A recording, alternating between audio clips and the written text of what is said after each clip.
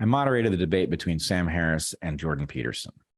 And they hang up on this question where, Harris is pushing Peterson. And this is my recollection. I hope I have it right. But Harrison is pushing Peterson about whether he really believes in, Jesus as divine being, something like that. Do you really believe? And Peterson says, I act as if I do. And Harris has this reaction like he's just won.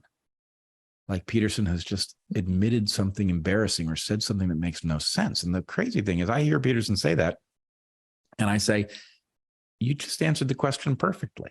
Yeah, that's almost a much stronger answer than to say, I believe it, than to say, I am acting on it. Right. And the irony, of course, is to say, I act as if I do, is like one admission.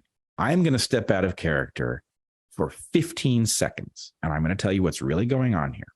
I act as if I do.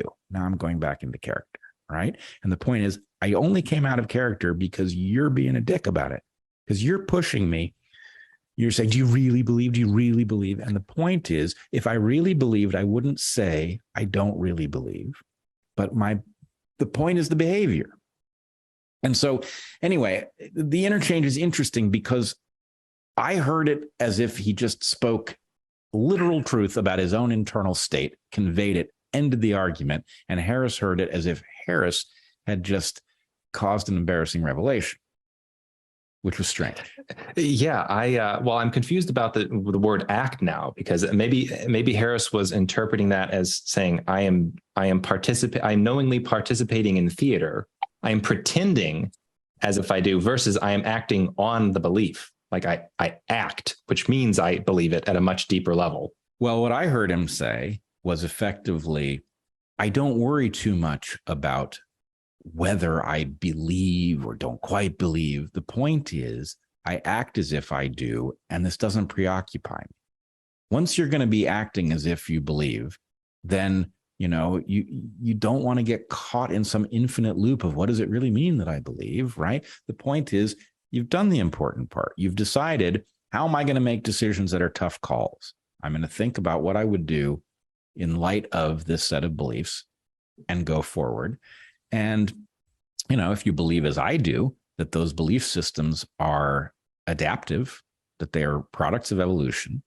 And mind you, I think Peterson is making a kind of an error. And the error is that those belief systems are adaptive, but they are not adapted to our modern environment. So there's a danger. Behaving as if God exists made a great deal of sense, and it makes less sense every hour because those beliefs are adapted to a past environment.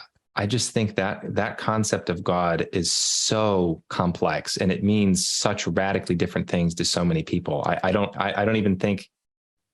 know how responsible it is to say either way, believing in God, not believing in God, because if you take a poll of people who would agree with the sentence, I believe in God, and then you were to scratch the surface and say, what do you mean by that?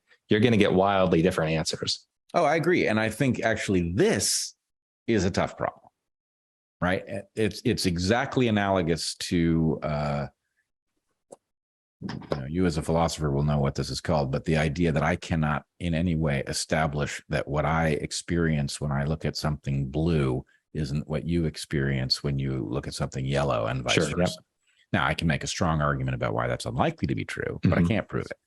And this, what does somebody really mean when they say they believe, is one of these. And the basic point is, it doesn't really matter as long as a congregation of people that's interacting comes out to the same conclusions about what that belief should imply about behavior.